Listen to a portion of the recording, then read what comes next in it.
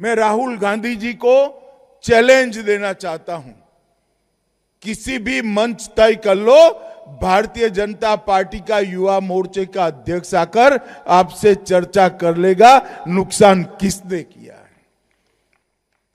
मैं इस देश के किसानों को इस मंच से आश्वस्त करना चाहता हूं, क्योंकि एक प्रकार से कार्यक्रम जो है, एक प्रकार से तो एक कार्यक्रम गरीबों को पारदर्शी तरीके से अनाज पहुंचाने का है, मगर ये कार्यक्रम किसानों का भी है, क्योंकि अनाज कहां से आता है? अनाज हमारे प्रहलाद भाई जो एमएसपी पर गेहूं, धान, दलहन खरीदते हैं, वो उचित दामों पर और मुफ्त में किसानों तक पहुंचाने का कार्यक्रम है। मैं आज इस मंच से देश के किसानों को कहने आया हूं कि राहुल गांधी झूठ बोल रहे हैं, देश के किसानों को गुमराह कर रहे हैं। इंग्लैंड और यूरोपियन यूनियन के साथ हुए एफटीए और अमेरिकन ट्रेड डील, ये दोनों समझौते में किसानों को पूर्णतया नरेंद्र मोदी जी ने सुरक्षित किया है, किसी को चिंता करने की जरूरत नहीं है। मेरा सवाल आपसे ये है कि जस्टिस मदन बी लोकुर और मीडिया के काफी सारे साथियों ने आपको प्रधानमंत्री जी के साथ 1-to-1 डिबेट के लिए आमंत्रित किया है, तो ये न्योता स्वीकार करते हैं? मैं 100% किसी से भी डिबेट करने को तैयार हूं, प्रधानमंत्री से। हेलो।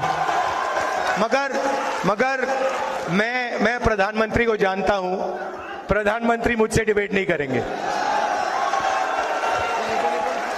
30-35 इंटरव्यू दिए हैं, वही 5-10 जर्नलिस्ट,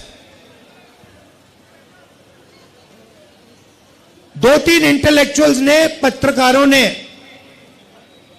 मुझे चिट्ठी लिखी, पब्लिक अनाउंसमेंट किया और नरेंद्र मोदी जी को चिट्ठी लिखी और कहा कि नरेंद्र मोदी जी, लोकतंत्र में डिबेट होना चाहिए, डिबेट जरूरी है, आपको राहुल गांधी के साथ डिबेट करना चाहिए। जो आपके विचार हैं आप रखिए और जो राहुल गांधी के विचार हैं वो भी रखेगा।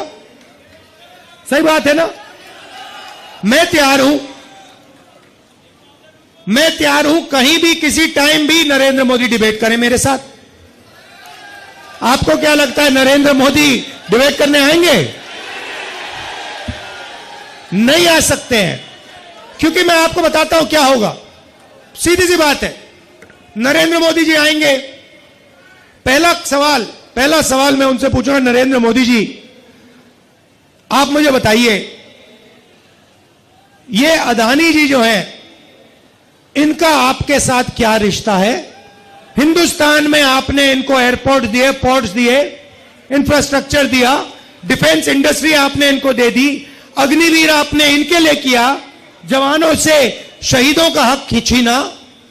तो सबसे पहले मुझे बताइए, ये अदानी और आपका रिश्ता क्या है? पहली बार वहीं फंस जाएंगे। उसके बाद मैं इनसे पूछूंगा, भैया आपने ये जो इलेक्टोरल बॉन्ड्स का धंधा जो चलाया है, हफ्तेबाजी जो की है, जिसमें आप किसी को कॉन्ट्रैक्ट देते हो और कुछ ही दिन बाद वो उस कॉन्ट्रैक्ट के लिए आपको बीजेपी को पैसा देता है, या फिर सीबीआई ईडी आप उस पर डाल देते हो और फिर उसके बाद वो आपको पैसे देते हैं और फिर सीबीआई का केस, ईडी का केस खत्म हो जाता है। तो ये इलेक्टोरल बॉन्ड्स मुझे समझा दो। इसी में नरेंद्र मोदी फंस जाएंगे, डिबेट वहीं खत्म हो जाएगी। और मैंने मतलब किसानों की बात ही शुरू नहीं की। फिर मैं पूछूंगा ये जो काले कानून आप लाए, जिसके कारण आपके सारे के सारे कैंडिडेट्स घेरे जा रहे हैं, पंजाब में, हरियाणा में, महाराष्ट्र में, हिमाचल का जो सेब आपने किसानों से छीनकर अदानी को दिया, इसके बारे में आप समझाइए। फिर उसके बाद मैं कहूंगा, नरेंद्र मोदी जी, जब कोरोना में लोग मर रहे थे, गंगा में लाशों के ढेर पड़े थे, बेटे अपने माता पिता को मरते देख रहे थे, आपने देश को थाली बजाने के लिए क्यों कहा? मोबाइल फोन चलाने के लिए क्यों कहा? उसके बाद मैं पूछूंगा, मोदी जी एक बात बताइए, आपने वो जो शी जिनपिंग है उसको झूले पे झुलाया, उसको आपने समोसा खिलाया, और वो हिंदुस्तान की दिल्ली जितनी जमीन उठा के ले गया, उसकी आर्मी आज तक उसमें बैठी हुई है, ये आपने क्या किया? उसके बाद मैं पूछूंगा, नरेंद्र मोदी जी, अग्निवीर स्कीम जो आप लाए, ये मुझे बताइए, आप अग्निवीर स्कीम क्यों लाए? 2 तरीके के शहीद आपने क्यों बनाए? मान्यवर, आतंकवाद के खिलाफ लड़ाई होती, कभी वो हमला करते हैं, मगर सवाल ये है कि इन्होंने 5 से 11 के बीच में 27 जघन्य हमले किए, 1000 के करीब लोग मारे गए। आपने क्या किया? क्या किया आपने? जवाब दीजिए, क्या किया? और मैं राहुल गांधी जी को चैलेंज देना चाहता हूं, इन्होंने इस आतंकवादी हमलों के खिलाफ उनकी सरकार ने जो कदम उठाए, यहां खड़े रहकर हिम्मत से बताए देश की जनता को। कुछ नहीं किया मान्यवर, ये यहां से आतंकवादियों की फोटो पाकिस्तान भेजते रहे, डोजियर भेजते रहे।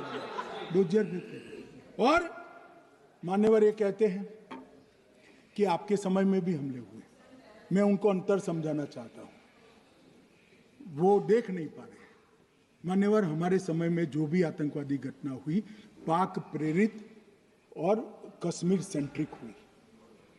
देश के हिस्से में 2014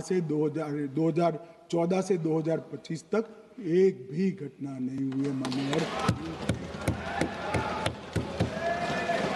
ये नरेंद्र मोदी सरकार है मान्यवर। और कश्मीर में भी आज स्थिति ऐसी हुई है, उनको पाकिस्तान से आतंकवादी भेजने पड़ते हैं, कश्मीर में आतंकवादी अब हमारे नहीं बनते हैं।